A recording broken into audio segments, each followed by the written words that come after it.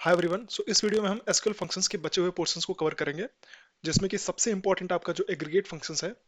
Aggregate functions बोले तो multiple row functions, जो कि काफ़ी इंपॉर्टेंट है, आपके बोर्ड एग्जाम्स में इससे क्वेश्चंस पूछे जाते हैं। तो इस वीडियो में हम ये भी कवर करने वाले हैं।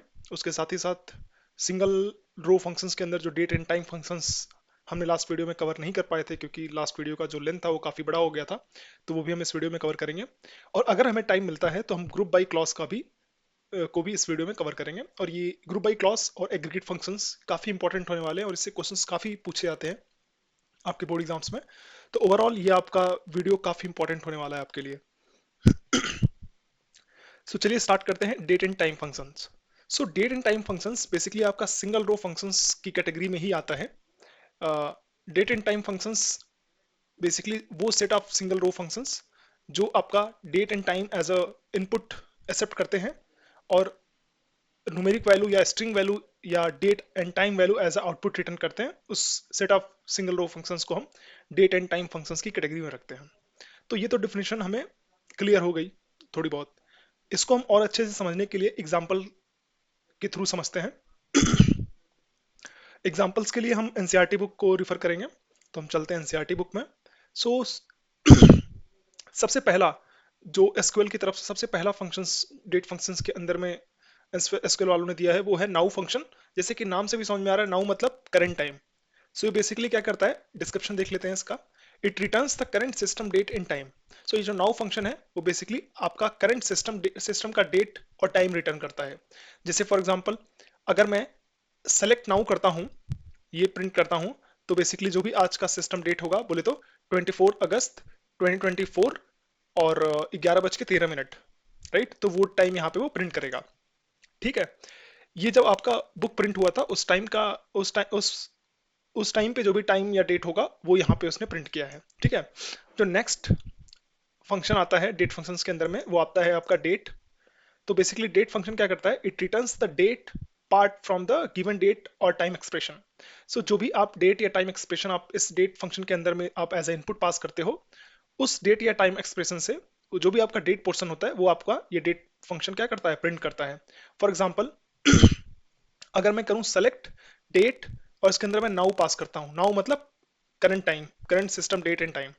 तो यहाँ के केस में क्या था, ये था आपका नाउ। तो जैसे ही मैं नाउ पास करूंगा, इस टाइम से, इस टाइम एक्सप्रेशन से क्या करेगा, जो आपका डेट वाला पोर्शन होगा वो प्रिंट कर देगा। मतलब बोले तो ये वाला पोर्शन आपका प्रिंट कर देगा। सी, तो आउटपुट में हमें ये मिल गया है। जो थर्ड फंक्शन आता है एसक्यूएल की तरफ से डेट फंक्शंस के अंदर, वो आपका मंथ फंक्शन होता है। मतलब किसी भी डेट या टाइम एक्सप्रेशन से अगर आपको मंथ फाइंड आउट करना है कि किस मंथ की बात हो रही है, तो आप क्या करोगे, मंथ फंक्शन का यूज करोगे। बेसिकली ये क्या करता है, डिस्क्रिप्शन देख लेते हैं। It returns the month in numeric form from the date. जो भी इसके अंदर आप डेट या टाइम एक्सप्रेशन दोगे, उससे ये क्या करेगा, न्यूमेरिक फॉर्म में जो मंथ फंक्शन मंथ होगा वो रिटर्न कर देगा। फॉर एग्जांपल, नाउ मतलब इस टाइम की बात हो रही है, इसमें किस मंथ की बात हो रही है, 07, तो इसने इसलिए 7 प्रिंट कर दिया आउटपुट में। ठीक है। सिमिलरली एक और फंक्शन एसक्यूएल की तरफ से मिलता है, जो बेसिकली मंथ नेम कैलकुलेट करने के काम में आता है। जो भी इस फंक्शन के अंदर जो भी आप डेट या टाइम एक्सप्रेशन देते हो, वो बेसिकली उसका मंथ नेम प्रिंट करता है। तो बेसिकली अगर मैं सेलेक्ट मंथ नेम और इसके अंदर ये टाइम दूं, ये डेट दूं, तो ये क्या करेगा, इसका मंथ नेम प्रिंट कर देगा। मंथ नेम बोले तो 11th, 11th बोले तो नवंबर की बात हो रही है, तो ये नवंबर ऐसे प्रिंट कर देगा। ठीक है। सिमिलरली आपका एसक्यूएल एक और मेथड, एक और फंक्शन प्रोवाइड करता है, जो ईयर फंक्शन। ईयर फंक्शन क्या होता है, जो भी आप डेट इसमें इनपुट दोगे, वहां से वो ईयर वाला पोर्शन ये प्रिंट कर देगा। सेलेक्ट ईयर, और इसके अंदर जो भी आपने टाइम एक्सप्रेशन दिया है, वहां से क्या कर दिया, इसने ईयर प्रिंट कर दिया, बोले तो 2003। ठीक है। सिमिलरली जो नेक्स्ट होता है वो डे फंक्शन होता है। डे फंक्शन मतलब जो भी आपने डेट एज अ इनपुट पास करोगे इसमें, डेट या टाइम एक्सप्रेशन, वहां से वो डे को प्रिंट कर देगा। मतलब सेलेक्ट डे, अगर उसमें आपने ये टाइम एक्सप्रेशन पास किया है, तो यहाँ से डे मतलब 24 को एज आउटपुट प्रिंट कर देगा। सिमिलरली एक और आपका फंक्शन होता है डे नेम। तो ये क्या करता है, डे नेम, जो भी आप इसके अंदर डेट या टाइम एक्सप्रेशन आप पास करोगे, उस जो भी डे नेम होगा उस पर्टिकुलर डे पे वो प्रिंट कर देगा। Basically it returns the name of the day from the date.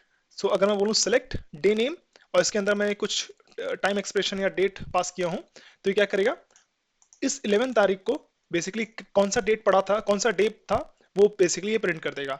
2019 में 11 तारीख को कौन सा दिन पड़ा था, तो थर्सडे था, वो आपको एज अ आउटपुट प्रिंट कर दिया। सो डेट फंक्शंस जो होते हैं वो एसक्यूएल की तरफ से कितने ईजी हैं, आई थिंक सबको क्लियर हो गया होंगे ये कैसे वर्क करता है।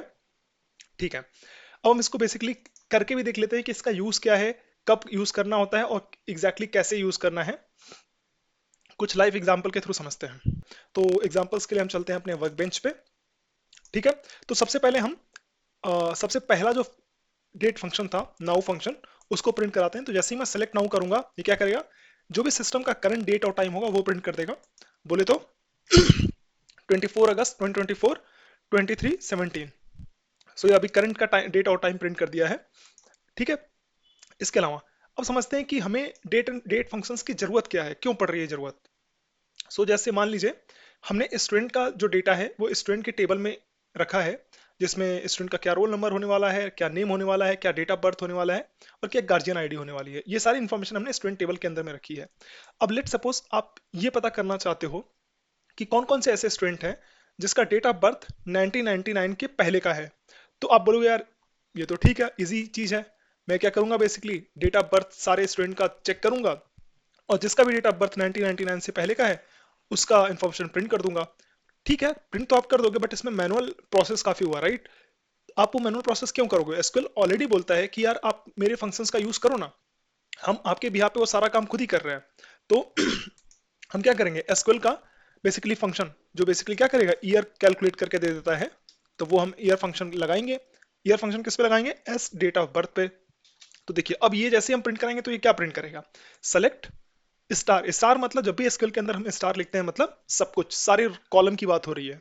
तो सेलेक्ट स्टार मतलब इस स्टूडेंट टेबल के अंदर जितने भी कॉलम्स हैं सब कुछ प्रिंट होंगे, कॉमा उसके अलावा एक और कॉलम ऐड होगा जो कि क्या होगा, इस डेट ऑफ बर्थ वाले जो कॉलम है उसी से ईयर कट करके एक और कॉलम ऐड हो जाएगा यहाँ पे। ठीक है, तो ये बेसिकली अगर हम रन कराएंगे तो ये देखिए सारे कॉलम प्रिंट हो गए हैं और एट द लास्ट में एक और कॉलम ऐड हो गया है, year S date of birth, student का डेट ऑफ बर्थ। अब ये year S date of birth कुछ नहीं है, ये जो भी आपका स्टूडेंट का डेट ऑफ बर्थ है उसमें से ईयर फंक्शन उसके ऊपर हमने एप्लीकेबल किया है। तो सबसे पहली बात ये हर एक रो पे एप्लीकेबल होगा, क्यों, क्योंकि ये सिंगल रो फंक्शन है, करेक्ट। अभी क्या करेगा, एस डेट ऑफ बर्थ के ऊपर ईयर फंक्शन एप्लीकेबल हुआ है तो हर एक स्टूडेंट का जो ईयर वाला पोर्शन है डेट ऑफ बर्थ से वो कट करके यहाँ पे प्रिंट कर देगा, सी। ठीक है, तो अब अगर देखा जाए तो मेरे लिए लाइफ मेरी कितनी इजी हो गई। अब मुझे क्या करना है, ये वाला कॉलम देखना है और जिस भी स्टूडेंट का जो ईयर वाला कॉलम अगर 1999 से पहले का है वो मुझे प्रिंट कर देना है, करेक्ट। तो मेरा लाइफ थोड़ा इजी हो गया, राइट। ठीक है, अब आप बोलोगे कि यार मुझे वो भी पार्ट क्यों मैनुअली करना, मेरे पास ऑलरेडी एसक्यूएल में पढ़ा तो हुआ है, हम वेयर क्लॉज का यूज करके डायरेक्टली हम कंडीशन भी लगा सकते हैं। तो करेक्ट, आप वो भी कर सकते हो। एस डेट ऑफ बर्थ और लेट सपोज हर एक स्टूडेंट का इंफॉर्मेशन प्रिंट करो जिसका डेट ऑफ बर्थ क्या है, 1999 से कम है, लेस है, छोटा है। ठीक है, अब मुझे ईयर ये प्रिंट करना नहीं है, इसको हटा देते हैं। ठीक है, तो अभी क्या हो गया, select star from student, student table से सारे सारे कॉलम को प्रिंट करो वेयर जो भी डेट ऑफ बर्थ है हर एक स्टूडेंट का, जिसमें ईयर वाला पार्ट है वो क्या है, 1999 से लेस है। मतलब वो सारे स्टूडेंट की इंफॉर्मेशन प्रिंट करनी है जिसका डेट ऑफ बर्थ 1999 से छोटा है। ठीक है, सॉरी मतलब पहले का है, राइट। तो अगर हम इसको प्रिंट कराएंगे तो उसमें कौन प्रिंट होगा, सी दीपक का इंफॉर्मेशन तो प्रिंट होगा नहीं, क्यों, क्योंकि इसका डेट ऑफ बर्थ क्या है, 1999 है। प्रिया, इसका डेट ऑफ बर्थ 99 से पहले का है, ये प्रिंट हो जाएगा। अजय, ये नहीं प्रिंट होगा। रोहित, इसका भी प्रिंट हो जाएगा क्योंकि इसका भी डेट ऑफ बर्थ क्या है, 99 से पहले का है। तो अगर हम इसको रन कराएं तो हमें क्या मिलेगा, प्रिया की इन्फॉर्मेशन मिलेगी, रोहित की इन्फॉर्मेशन मिलेगी, सी। तो अब मेरा लाइफ कितना इजी हो गया, राइट। सो इस टाइप का जब भी हमें कैलकुलेशन करना हो, जब भी क्वेरी रन करनी हो, जब भी इस टाइप का हमें डेटा देखना हो, तो हम ऐसे ऐसे केसेस में डेट फंक्शंस या टाइम फंक्शंस का यूज कर सकते हैं।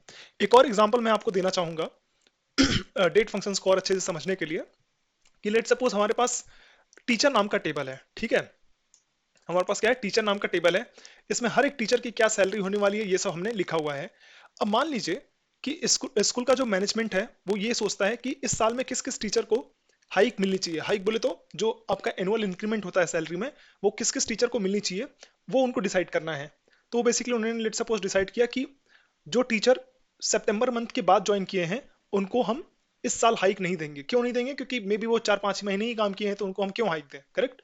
तो अगर इस टाइप का उन्हें पता करना है कि कौन कौन से ऐसे टीचर हैं जो जिन्होंने सितंबर महीने से पहले उन्होंने जिनकी डेट ऑफ ज्वाइनिंग सितंबर महीने से पहले है, तो इस टाइप की क्वेरी में बेसिकली क्या कर सकते हैं हम, डेट फंक्शंस या टाइम फंक्शंस का यूज कर सकते हैं। ठीक है, हमारी लाइफ काफी ईजी हो जाएगी हम जब एसक्यूएल फंक्शंस का यूज करके ऐसे क्वेरीज को रन कराएंगे। तो आई थिंक ये क्लियर हो गया होगा। ठीक है, बहुत ही इजी है डेट एंड टाइम फंक्शंस। ठीक है, सो अब हम चलते हैं aggregate functions. So aggregate functions मतलब मल्टीपल रो फंक्शंस। जिन लोगों ने मेरे पिछले वाले वीडियो को अभी तक नहीं देखा है, तो सबसे पहले आप वो मेरे पिछले वाले वीडियोस को चेकआउट करो, क्योंकि जब तक आप वो मेरा पिछला वाला वीडियो नहीं देखोगे आपको पूरे फंक्शंस का बेस क्लियर नहीं होगा। ठीक है, और ये एग्रीगेट फंक्शंस बहुत ही ज्यादा इंपॉर्टेंट होने वाला है, इससे क्वेश्चंस पूछे आते हैं। अब हम देख लेते हैं aggregate functions. So aggregate functions और also called multiple row functions, these functions work on set of records as a whole and return a single value for each column of the records on which the function is applied। ठीक है, सो अगर मैं बात करूं aggregate function जिसको multiple row functions भी बोलते हैं, तो बेसिकली मल्टीपल रो फंक्शंस मतलब नाम से ही समझ में आ रहा है, ये मल्टीपल सेट ऑफ रोज के ऊपर एप्लीकेबल होते हैं और एक सिंगल वैल्यू रिटर्न करते हैं हर एक कॉलम के लिए। ठीक है, तो अब इसको थोड़ा समझ लेते हैं। इसके कुछ एग्जांपल हैं, जैसे ये इस एग्रीगेट फंक्शंस के अंदर में ये बहुत ही इंपॉर्टेंट एग्रीगेट फंक्शंस के एग्जांपल्स हैं जो आपको एसक्यूएल प्रोवाइड करता है। जैसे किसी कॉलम का मैक्सिमम वैल्यू निकालने के लिए मैक्स फंक्शन, किसी कॉलम का मिनिमम वैल्यू निकालने के लिए मिन फंक्शन, सिमिलरली किसी कॉलम का एवरेज वैल्यू निकालने के लिए मिन फंक्शन, किसी कॉलम का समेशन करने के लिए सम फंक्शन। ठीक है, कितने नंबर ऑफ रोज हैं आपके उस टेबल के अंदर, उसके लिए काउंट स्टार फंक्शन। ठीक है, सिमिलरली आपका काउंट कॉलम फंक्शन, राइट?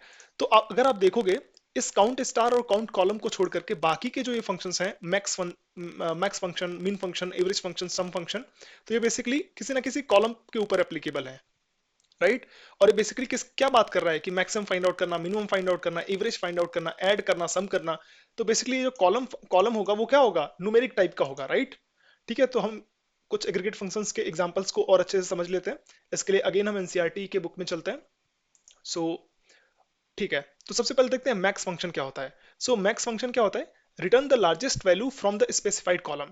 सो जिस भी कॉलम पे आप मैक्स फंक्शन लगाओगे वो क्या करेगा, उस कॉलम के सारे वैल्यूज को चेक करेगा और जो भी बेसिकली मैक्सिमम वैल्यू होगी वो रिटर्न कर देगा। तो अगर आप देखोगे तो ये बेसिकली फंक्शन क्या किया, सेट ऑफ रोज के ऊपर एप्लीकेबल हुआ है, राइट?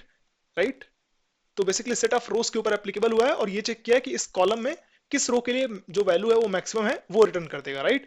तो अगर फॉर एग्जांपल जैसे इसने क्या किया, select max price from inventory, तो ये कोई इन्वेंट्री टेबल होगा, इस इन्वेंट्री टेबल में मैक्सिमम प्राइस अगर फाइंड आउट करना है तो ऐसे इन्होंने मैक्स प्राइस कर दिया। ठीक है, सिमिलरली जो नेक्स्ट फंक्शन है मिन, मिनिमम फाइंड आउट करने के लिए वो मिन फंक्शन है, राइट? तो जिस भी कॉलम के ऊपर आप मिन फंक्शन अप्लाई करोगे वो उस कॉलम की मिनिमम वैल्यू को आपको क्या कर देगा, रिटर्न कर देगा। सिमिलरली आपका एवरेज अगर फाइंड आउट करना है किसी कॉलम का तो एवरेज फंक्शन आप लगा सकते हो। सिमिलरली अगर आपको समेशन करना है तो आप सम फंक्शन लगा सकते हो जिस भी कॉलम का समेशन करना है, बट शर्त क्या है कि ये कॉलम आपका न्यूमेरिक टाइप का होना चाहिए। सही भी है, अगर न्यूमेरिक टाइप नहीं रहेगा तो आप समेशन कैसे करोगे, करेक्ट? सो हम नेक्स्ट देख लेते हैं काउंट स्टार फंक्शन।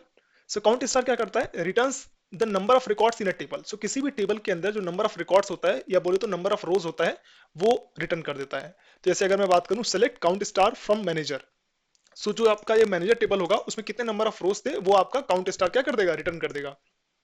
तो मैनेजर टेबल के अंदर ये आपके टोटल नंबर ऑफ रोज कितने थे, 4 थे, तो इसलिए इसने 4 रिटर्न कर दिया। अभी जो नोट है वो मैं अभी करके दिखाऊंगा। सो बेसिकली ये बोलना चाह रहा है कि आप काउंट स्टार फंक्शन को आप वेयर क्लॉज के साथ में भी यूज कर सकते हो। मैं इसको भी करके एग्जाम्पल के थ्रू अच्छे से क्लियर करूंगा। ठीक है, जो आपका नेक्स्ट फंक्शन है वो आपका है काउंट कॉलम।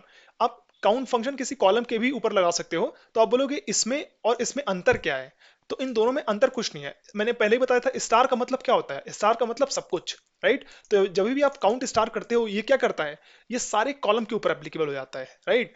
और जब भी आप काउंट कॉलम करते हो तो बेसिकली क्या करता है, इस पर्टिकुलर कॉलम की वैल्यू को देखता है और ये बताता है कितने नंबर ऑफ रोज पॉसिबल हैं उस पर्टिकुलर टेबल में उस कॉलम के लिए। बट अगर उस कॉलम के लिए नल वैल्यू अगर आ रही है तो वो इसको इग्नोर कर देगा, राइट? तो एक बार इसका डिस्क्रिप्शन देख लेते हैं, returns the number of values in the specified column ignoring the null values. ठीक है, अब आई थिंक ये बहुत अच्छे से क्लियर नहीं हुआ होगा, इसको एग्जांपल के थ्रू समझते हैं। जैसे हमने select count star from manager किया था तो ये क्या प्रिंट किया था, 4, मतलब मैनेजर टेबल के अंदर जो टोटल रोज हैं वो कितने हैं, 4 हैं। बट अगर मैंने ये कर दिया सेलेक्ट स्टार फ्रॉम मैनेजर तो लेट सपोज ये सारे मैनेजर चारों जो रोज थे वो प्रिंट हो गए। ठीक है, अब अगर आप देखोगे कि ये जो मैनेजर का जो नेम है, राइट, अगर अब आप देखोगे तो ये जो मैनेजर्स का नेम है वो प्रिंट हो गया, बट जो लास्ट जिसका मैनेजर आईडी मैनेजर नंबर 4 है उसका मैनेजर नेम क्या है, नल है, राइट। तो अगर आपने सेलेक्ट काउंट स्टार किया तो ये क्या करेगा, टोटल नंबर ऑफ रोज को प्रिंट करेगा, मतलब बोले तो 4। बट अगर आप किसी कॉलम के ऊपर काउंट लगाओगे, लाइक सेलेक्ट काउंट मैनेजर का नेम के ऊपर अगर काउंट लगाओगे फ्रॉम मैनेजर टेबल, तो ये क्या करेगा, ये इसमें नंबर ऑफ रोज तो काउंट करेगा बट नल वाले को इग्नोर करेगा। तो ये चूंकि नल है तो इसको इग्नोर कर देगा, इसको छोड़ करके बाकी के जितने नंबर ऑफ रोज बचे उसको प्रिंट कर देगा। तो कितने टोटल नंबर ऑफ रोज बचे, 3, तो इसलिए इसने आउटपुट में 3 प्रिंट किया है। आई थिंक ये क्लियर हो गया होगा। So count star and count column दोनों सेम ही है। कॉलम क्या करता है, अगर किसी कॉलम के ऊपर आप लगाओगे तो बेसिकली वो नल वैल्यू को इग्नोर कर देता है, देन आपका वो नंबर ऑफ रोज को रिटर्न करता है। और काउंट स्टार लगाते हो मतलब बेसिकली स्टार मतलब सारे कॉलम, राइट, तो बेसिकली सारे कॉलम के ऊपर एप्लीकेबल हो जाते हैं, ठीक है, और ये नंबर ऑफ रोज को प्रिंट कर देता है। आई थिंक ये क्लियर हो गया होगा। इसको हम थोड़ा और अच्छे से क्लियरली समझते हैं अपने एग्जाम्पल्स के लिए, अपने टेबल्स के लिए, ठीक है। तो इसके लिए हम चलते हैं वर्क बेंच पे। फॉर एग्जाम्पल जैसे ये हमारा टीचर टेबल था, राइट। अब लेट सपोज जो हमारा स्कूल का मैनेजमेंट है वो ये चाहता है कि कौन सा ऐसा टीचर है जिसकी सैलरी मैक्सिमम है, राइट। तो सेलेक्ट मैक्स, मुझे मैक्सिमम सैलरी फाइंड आउट करनी है, ठीक है, maximum salary from teacher table, teacher table. तो मैंने क्या किया, ये मैक्स सैलरी कर दिया। तो जैसे ही मैं मैक्स सैलरी करूंगा ये करेगा क्या, ये पूरे के पूरे रोज के ऊपर मतलब सेट ऑफ रोज के ऊपर एप्लीकेबल हुआ है और एक आउटपुट देगा, मतलब जिसकी भी सैलरी सबसे ज्यादा होगी वो प्रिंट करेगा। तो आई थिंक किसकी सैलरी सबसे ज्यादा है, आई थिंक 60,000 ही मुझे ज्यादा दिख रही है सबसे, बोले तो कृतिका। तो ये आई थिंक कृतिका की सैलरी 60,000 प्रिंट करना चाहिए, सी, ठीक है। सिमिलरली अगर आपको ये पता करना है किसकी सबसे लेस सैलरी किसकी है, मिनिमम सैलरी किसकी है, तो आप उसके लिए मिन फंक्शन का यूज कर लोगे। तो जैसे आपने किया सेलेक्ट मिन सैलरी फ्रॉम टीचर टेबल, ये आपका 10,000 प्रिंट कर दिया, ठीक है। एक काम करते हैं, फिर से ये करते हैं, ठीक है, ठीक है। तो सबसे मिनिमम सैलरी निकाल दिया, मैक्सिमम सैलरी निकाल दिया। अब बोलोगे क्या मुझे सबका सम चाहिए, तो सम सैलरी के लिए सम मेथड है, ये सारे सैलरी वाले कॉलम को क्या कर देगा, सम कर देगा, और सम करके प्रिंट कर दिया 3,69,000, ठीक है। अब आप बोलोगे कि यार मुझे ना एवरेज निकालना है, तो उसके लिए एवरेज सैलरी ये क्या करेगा, सारे सैलरीज को ऐड करेगा, मतलब 3,69,000 और divide by total number of रोज जितने थे वो करके आपको रिजल्ट दे देगा, मतलब एवरेज निकाल के इसने दे दिया, ठीक है। आई थिंक इतना क्लियर हो गया होगा, ठीक है। अब आप बोलोगे जो मेरा लास्ट था, लास्ट के जो दो जो मेरे लास्ट के दो फंक्शंस थे, काउंट स्टार और काउंट कॉलम, तो अब उसको एक बार कर लेते हैं। तो जैसे अगर मैं बोलूं कि कितने नंबर ऑफ रोज हैं, तो आप बोलोगे कि यार एक बार काउंट कर लेते हैं, 1 2 3 4 5 6 7 8 9 10 11 12 12, राइट। तो अगर मैं नंबर ऑफ रोज देखूं तो मैं क्या कर सकता हूं, select count star from teacher, तो ये क्या करेगा, 12 प्रिंट करना चाहिए, सी, ठीक है। अब एक काम करता हूं मैं, अब एक और देख लेता हूं, सेलेक्ट काउंट कॉलम, राइट। तो अगर मैं ये करता हूं, आपको मैं एग्जांपल दिखा के दिखाता हूं, ठीक है। अब एक काम करता हूं, चलिए अब मैं क्या करता हूं, काउंट स्टार, अगर मैं काउंट स्टार करूंगा तो क्या होगा, 12 प्रिंट होगा, करेक्ट। अगर मैं काउंट में ई एम्प्लॉय नेम करूंगा तो क्या प्रिंट होगा, आप बोलोगे कि यार एम्प्लॉय नेम में जितने सबके लिए कुछ ना कुछ वैल्यू है तो 12 प्रिंट होगा। बट अगर मैं एम्प्लॉय नेम की जगह पे कुछ और दे देता हूं, लेट्स सपोज बोनस दे देता हूं, तो क्या प्रिंट हो जाएगा ये, क्योंकि अब आप देखोगे अगर बोनस में जो बोनस कॉलम है उसमें 3 रोज के लिए वैल्यू क्या है, नल है, तो ये कितना प्रिंट कर देगा, 8 प्रिंट कर देगा। तो ये आपका 8 प्रिंट करेगा और ये आपका 12 प्रिंट करेगा। 12 क्यों प्रिंट किया, कितने नंबर ऑफ रोज थे उसने प्रिंट किया, तो टोटल नंबर ऑफ रोज कितने थे, 12, तो ये प्रिंट कर देगा 12, ठीक। और अगर आप सेलेक्ट काउंट बोनस प्रिंट करोगे तो ये कितना प्रिंट कर देगा, ये आपका आई थिंक 3 रोज के लिए नल था, तो 12 माइनस 3 मतलब 9 प्रिंट कर देगा, ठीक है। तो आई थिंक क्लियर हो गया होगा।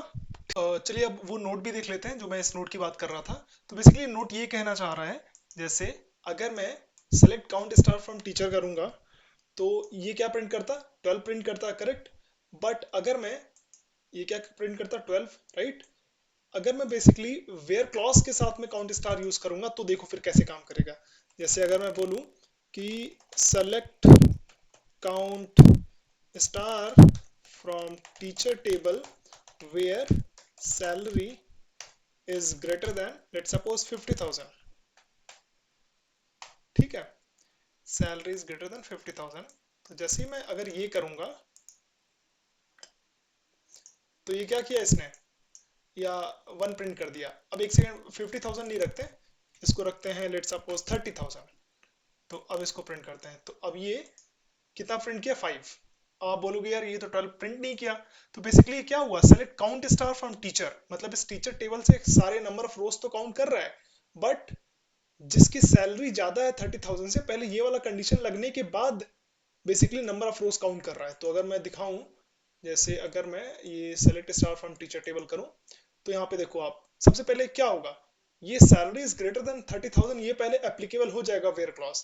तो जैसे ही वेयर क्लॉज एप्लीकेबल होगा तो ये आपका 30,000 से ज्यादा नहीं है तो ये सेलेक्ट नहीं होगा, ये आपका सेलेक्ट हो जाएगा 1, ये सेलेक्ट हो जाएगा 2, ये भी नहीं होगा, 3, 4, 4, 4, 4, 4, 4, 5, 5, राइट। तो टोटल 5 रोज सेलेक्ट हो जाएंगे।